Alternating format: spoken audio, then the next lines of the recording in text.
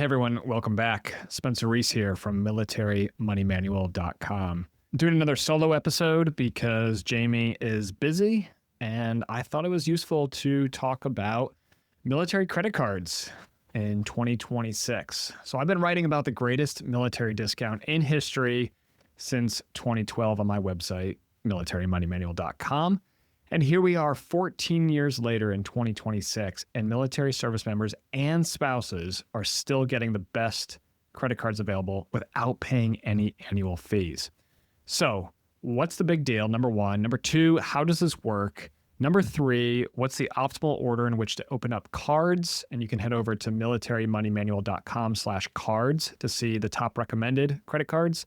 How far can you take this? And number five, some examples of success stories from the Ultimate Military Credit Cards course, which you can sign up for and get all of this delivered to you via email because some people learn better reading, some people learn better listening. So I want to make sure that all this information is available in every form possible. That's at militarymoneymanual.com/UMC3, Uniform Mike Charlie 3. So what's the big deal?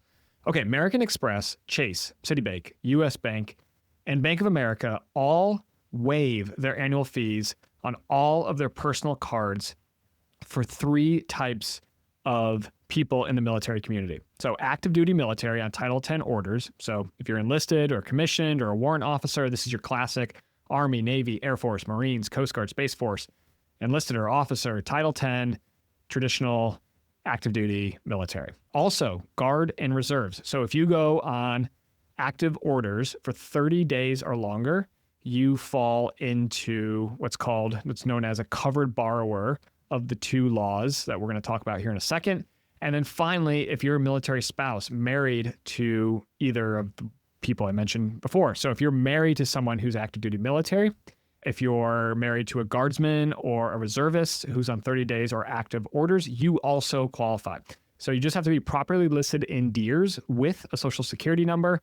And then if your service member is on active duty status, that will push to the MLA, Military Lending Act database.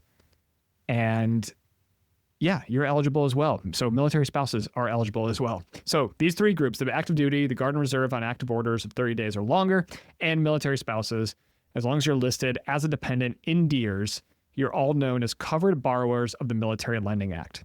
For the active duty and the Guard and Reserves on 30 plus day orders, you're also covered borrowers of the Servicemembers Civil Relief Act, or the SCRA. So there's the two laws, MLA and SCRA. So when I joined the military in 2010, it was well known among the community that the American Express Platinum Card, also known as the Amex Platinum Card, was waiving annual fees for military service members, but no one really understood why. I could never get anybody to explain why they were doing it. People were just like, oh, they want to support the military. Oh, they really like the military. No, there's got to be a reason why. And so the floodgates really opened in 2017 when Chase started jumping on board with annual fee waivers under the Military Lending Act, MLA.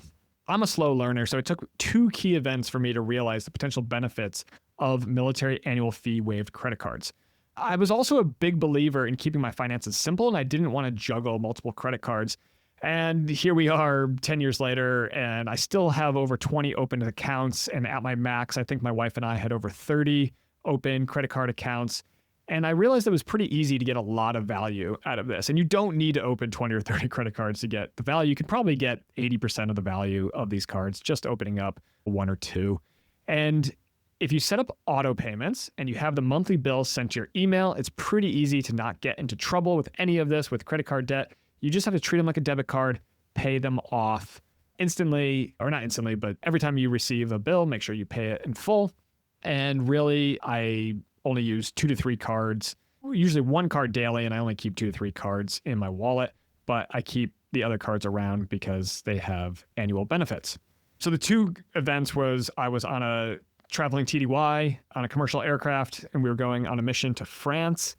And one of the enlisted service members, one of the loadmasters that I was hanging out with, he was like, hey, there's an Amex lounge in France in the airport. Actually, we were in Amsterdam that we could go to. And he said, and I didn't have a card at that time. So I was like, how are you doing this? He was like, oh yeah, Amex Platinum, you can get the cards for free. They don't charge the annual fee to military service members.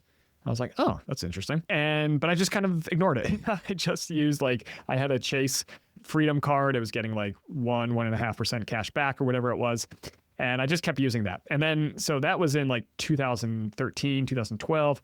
And then it wasn't until 2018, I was in Oklahoma City in another training course, and we had to go around and say a fun fact about ourselves. And someone mentioned that between him and his wife, they'd accumulated millions of credit card points over the last couple of years. And I was like, whoa, what do you mean? How are you getting millions of credit card points? Because most of the welcome bonus offers are 100,000 or 175,000.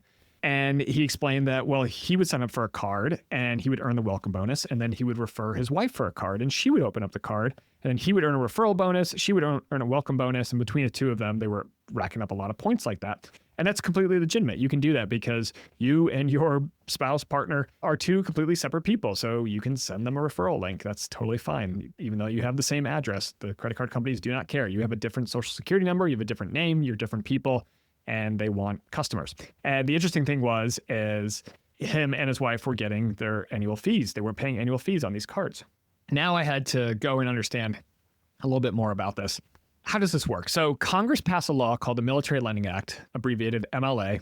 There's also the Servicemembers Civil Relief Act. So the MLA, the Military Lending Act, applies if you open up the card on active duty. So MLA applies if you open up the card on active duty.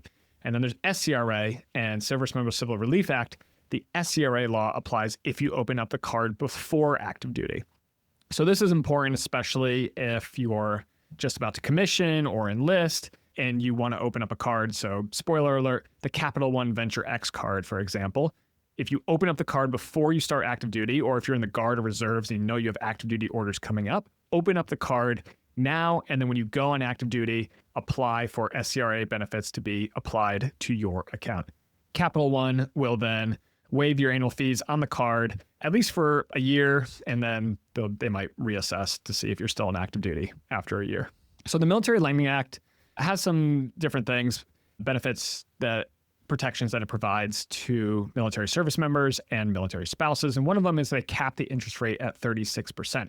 So rather than bothering to calculate, and the interesting thing is it includes annual fees on some things in that 36%. So rather than bothering to calculate it for everybody who's identified as a covered borrower and to avoid the fines and fees that the credit card companies would be charged if they accidentally charge more than 36% to a military service member, what they do is they usually lower the interest rate to 6% or 4% or 0%. And they also don't charge the annual fees. So rather than bothering to calculate it for everybody who's identified as a covered borrower. And note that military spouses are also eligible for their own card accounts. And you as the individual, you can go check the MLA database and make sure that you're showing up as a covered borrower in the MLA database. You can go to my website, militarymoneymanual.com/MLA-database, or just Google military MLA database. And you can find the DoD website where you can check to see that you're showing up in the database. So I recommend if you're active duty military, you probably don't need to check the database because you're probably in there. But if you're a military spouse, especially if you just got married, or if you're an immigrant to the United States and maybe you weren't born with a social security number, then you can check the database and make sure that you're showing as eligible. And if you are eligible, then when you apply for the card, the credit card company will check the MLA database. It'll show that you're a covered borrower and your fees will be automatically waived. So if you're not in the MLA database, then it becomes a little bit more difficult. It's thanks to the Military Lending Act that the credit card companies are waiving the annual fees. And your next question might be, okay, you convinced me that this is a real thing, so how do I start? Well, first of all, are you good with credit card debt? So meaning, do you treat your credit card as a debit card? You are not allowed to play this hobby if you have credit card debt. So you need to work on that first. This is an advanced personal finance strategy. This is not something to do before you have an emergency fund. This is not something to do if you're not contributing to your Roth IRA or Roth TSP. This is once you've built all the personal finance investing systems and building blocks, then you can go and spend some time playing this game. You also want to make sure you have enough personal spending to meet the minimum spend requirements for the welcome bonuses. So sometimes a welcome bonus might be spend $10,000 in 5 months and you'll earn 100,000 points, for example. That's not a real one, but We can use that as an example. So that would mean you have to spend about $2,000 a month on this credit card. Well, if you're not spending $2,000 a month already, let's say you have a very low cost lifestyle. Let's say that you live in the dorms or you're deployed and you're only spending $500 a month. Don't do this. Wait until your lifestyle is a little bit more expensive so they can easily meet the minimum spends. You don't want to just spend money to earn credit card points. That just doesn't make a whole lot of sense. Also, check the MLA database before you open up your first card. I would recommend that basically everybody do this. Active duty, Guard, Reserve, military spouses. It's free. It's easy. You just got to fill out a couple bits of information. It just confirms the Defense Manpower Data Center, DMDC, contains information that you are in fact a covered borrower. It's the same database that the credit card company is going to check.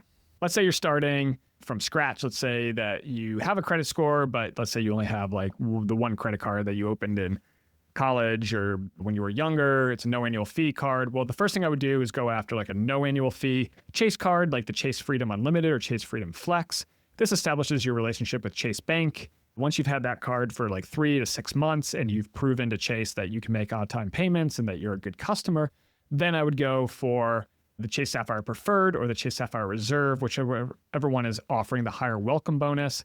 And then I would go for the other one as well, because you can earn a welcome bonus on both the Chase Sapphire Preferred now and the Chase Sapphire Reserve. So that's a update in 2026. That's different than it used to be in, I think, a couple of years ago. And you can also upgrade once you have a Chase Sapphire Preferred. You can upgrade that as well to another Chase Sapphire Reserve, and you can hold multiple Chase Sapphire Reserves. Okay, then finish off with a couple more Chase cards, and then move on to the American Express card. So you got the Amex Green card, the Amex Gold, the Amex Platinum. Make sure you go from the lowest annual fee card to the higher one inside the family. So American Express has this thing known as families of cards. So there's the Green, Gold, and Platinum. That's all one family. And then Delta is a family. Marriott is a family.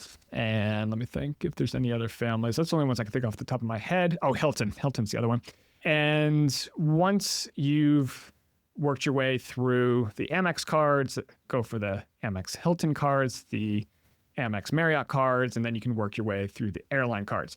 If you are lucky enough to have a partner or a spouse that you can refer, just like in the example that I learned in Oklahoma City in 2018, you can send them a referral link from your card. And then if they sign up for the card, you earn a referral bonus, and then they can earn their own welcome bonus as well. And they won't pay annual fees if you're married or they're active duty or Guard, Reserve on 30-plus day orders, if they're a covered borrower of the Military Lending Act.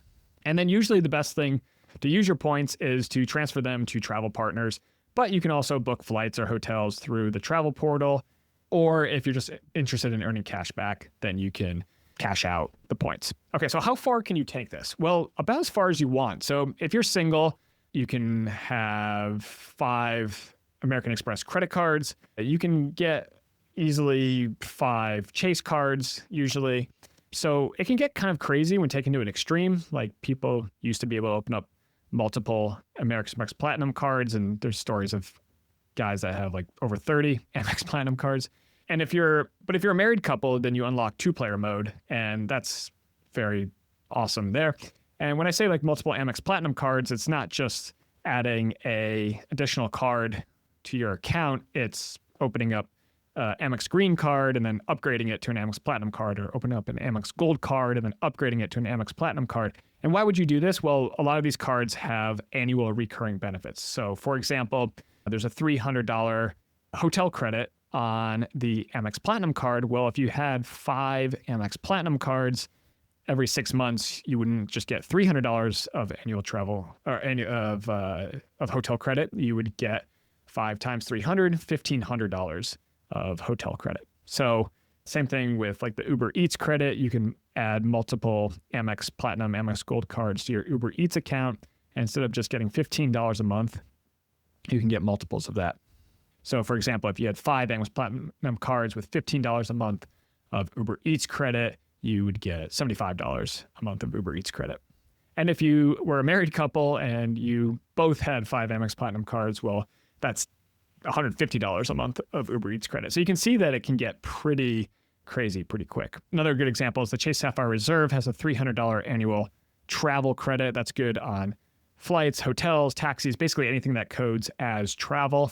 And you can have multiple Chase Sapphire Reserves cards. So let's say you had 2 or 3 Chase Sapphire Reserve cards. Well, that'd be $600 or $900 of annual travel credit. And then if you had a spouse and they had $600 or $900 of annual travel credit, all of a sudden now you've got $1,800 of annual travel credit and you're not paying any annual fees. And that's, you could probably book a round trip flight anywhere in the United States from anywhere for 2 people for $1,800, depending on the time of year. That's a pretty good deal. So what cards are eligible? Well, you have all the American Express cards, you have all the Chase cards, you have airline cards, you have US Bank, you have Bank of America. Bilt is a new card. You have the Atmos Rewards card. That's a Bank of America card for Alaska and Hawaiian. From American Express, you have the American Express Platinum card. You can also open up the Schwab version of the Amex Platinum card and the Morgan Stanley Amex Platinum card. You have the Amex Gold, Amex Green. On the Marriott hotel side, you have Marriott Bonvoy Brilliant and the Marriott Bonvoy Bevy. And on the Hilton side, you have the Hilton Honors Aspire card and the Hilton Honors Surpass card. Another thing you can do with like the Hilton Honors Aspire card is, let's say that you open up a couple of those. Well, each card account gives you a free annual night certificate. So if you had 3 Hilton Aspire cards, well, you could go away for a long weekend, Friday, Saturday, Sunday night, and use your free annual night certificates, one off of each of the card, combine it all into one booking, and you'd be able to stay at a hotel or resort anywhere there's a standard room rate redemption around the world. And that's a pretty good deal. Also from American Express, you've got the Blue Cash Preferred card, and then you've got the Delta Sky Miles, the Reserve, the Platinum, and the Gold card as well. On the Chase side, Chase Sapphire Preferred, Chase Sapphire Reserve, all the Southwest cards, the United card, including the United Club card, the Air Canada Aeroplan card, the Ritz-Carlton credit cards. You can upgrade the Marriott Bonvoy Boundless or Bountiful. Those are Chase cards. In the Marriott program, you can upgrade them to Ritz-Carlton cards. You got the IHG, the Disney, World of Hyatt, British Airways, and a couple other airline cards. On the Bank of America side, I just wanted to mention the Atmos Rewards card. So that's a new one. That's waiving the annual fees for military and military spouses. And then Bilt, they've got the Bilt Palladium and Bilt Obsidian card. And you might have to email support@cardless.com to have them apply MLA benefits. But there's lots of reports on Reddit and on my website of people getting their annual fees waived on those cards. And those cards give you cash back for rent or mortgage payments. So you can check out, just Google like Bilt Military Card and see what I've written about it on my website. Once again, for emphasis, military spouses, you are eligible for your own annual fee waived credit cards under the Military Lending Act. We did an episode with the military travelers. They're a group of military spouses, episode 215, Military Spouse Credit Cards, 4 Myths Debunked. And we talked about, this is like one of the most common misconceptions is people hear about, oh, the cards are waived for military service members, active duty. And yes, that is true. And they say, oh, I'll just add myself as an additional user. No, don't do that. Open up your own card because you are also eligible for your annual fee waived credit cards. You don't need to be an authorized user. You can open up your own account and get your fees waived. So an optimal strategy might be the service member opens the card first, gets the fees waived, earns the welcome bonus, sends you the referral link. You open up your card with the referral link, then you get the referral bonus, and then you earn your welcome bonus. And then maybe you open up the next card, you send the referral link to your service member, and so on and so forth. So one of the common questions we get is, what if the spouse has a card open before active duty? Well, you can add the service member as an authorized user and apply for SCRA benefits, or you can close the account and reopen it a few months later after checking the MLA database to make sure you're in there, or you can just accept the annual fee if you don't want to close the card account and open up other MLA fee waived credit cards. You can also pool Chase points between household members. You don't even need to be married, but Amex points you can't pool easily, but you could transfer them to the same, like you can add your partner as an authorized user and then you add them as a transfer partner. And then you can also just like book reward tickets in anybody's name, usually through the airline and hotel programs. Okay, and just one more time. So SCRA applies when the account is open before active duty. And if the account is open while on active duty, then MLA, Military Lending Act, applies. Okay, one of the most common questions we get next is, what about my credit score? And actually, having a lot of credit cards usually has a positive impact on your credit score. So my co-host Jamie and I, we have over 50 cards between us and our spouses, and everybody has over an 800 credit score. The most important factors in credit score is the length of your credit history, on-time payments, and the debt to available credit ratio. So if you have very low debt because you pay your card off every month, and let's say you just have you close it with $1,000 balance, but you have access to $100,000 line of credit, well, then that's only a 1% debt to credit ratio. You're only using 1% of your potential credit. So keep your oldest card opened. Don't close your oldest card account. Make sure you make on-time payments and make sure you keep your debt to available credit ratio low. The recommendation is below 30%, but I would say just keep it below 5%, even if you have to pay off the credit card early. What about business cards? Well, fees are not waived under MLA. They might be waived under SCRA if you open the card before active duty starts, but in general, don't count on the fees being waived, especially if you opened it while on active duty. That's for business credit cards. All right, and then people always, want to catastrophize and say, well, what about when I leave active duty? I'm going to have 30 cards. I'm going to get slammed with all the annual fees and pay $30,000 in annual fees. No, that's not how it works. So wait until the credit card companies notice that you left active duty. So I've been separated for over 4 years now, and I've only had a few of my cards get charged annual fees. I still have 6 Amex Platinum cards opened, and I'm not paying annual fees on any of them. So you'll get a letter in the mail or an email from Chase or Amex telling you when the fees will be charged again, and then you have time. So keep the card open. I used to pay Chase Sapphire Reserve annual fees, and now before they did MLA, and now that I'm out and they're charging me fees, I still do it. I get a lot of value out of the Chase Sapphire Reserve card. It's worth it for my style of travel. So kind of the steps I walk people through are, number 1, keep the card open if you're getting value out of it. Number 2, downgrade the card. So instead of closing the account, if you want to preserve your points, like for instance, on the Chase Sapphire Reserve, you can call Chase and say, hey, I want to product change this card to a Chase Freedom, and they can downgrade it to a no annual fee card, and you can still keep all of your ultimate rewards points that you've earned, but you don't have to pay an annual fee anymore. And then finally, if you're not getting value from the card, just close it. I've closed dozens of cards over the years. It's not going to hurt anybody's feelings. The credit card companies don't care. It's a business. And just, if you're not getting value, just close the account. And a lot of people say, well, what about my credit score? Again, look at the factors: length of credit history, on-time payments, and debt to available credit ratio. That's the most important thing. So when I left active duty, my wife closed dozens of her card accounts. Her score dipped in 20, 30, 40 points maybe, and then it recovered 3 months later. So it's a little bit of a dip. It's not a big deal. Just close the account if you're not getting value. So that's the 2026 military credit card update.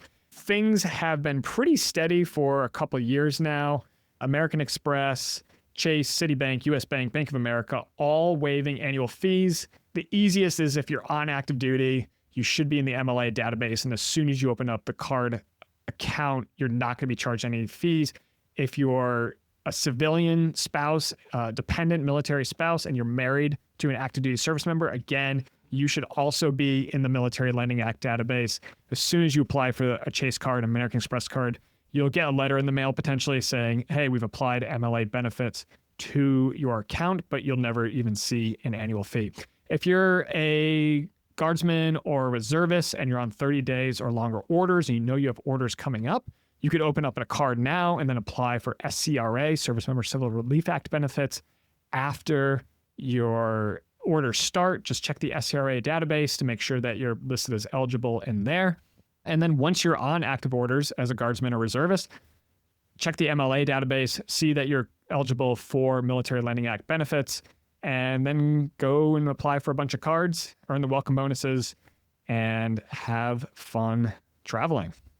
If you got any questions, the best way to reach out is Instagram @militarymoneymanual, or you can email me, podcast@militarymoneymanual.com.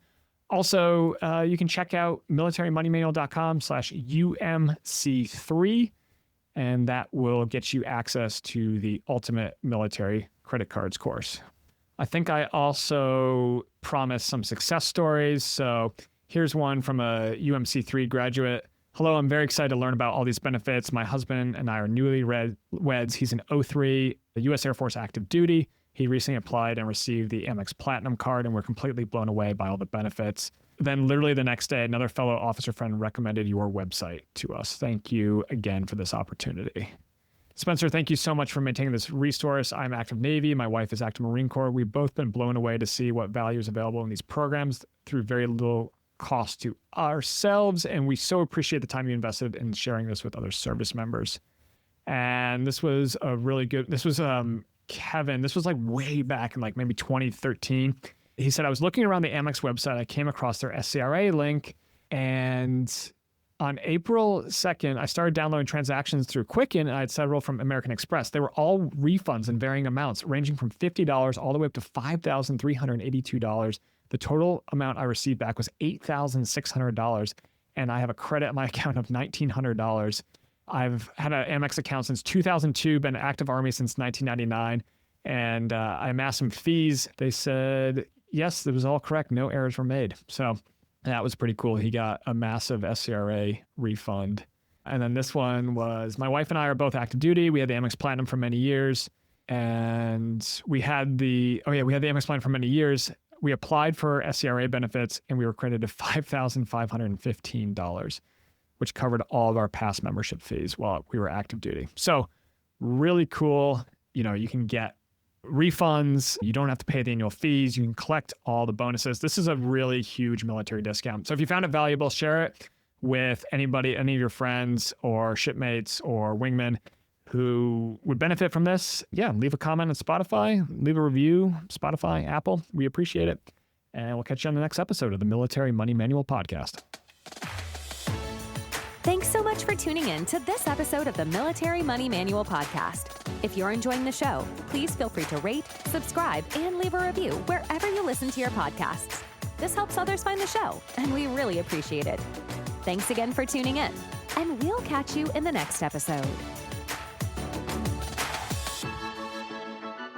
The views and opinions presented here are those of the speakers and do not necessarily represent the views of the DoD or its components. Reference to any commercial products or services does not constitute DoD endorsement of those products or services.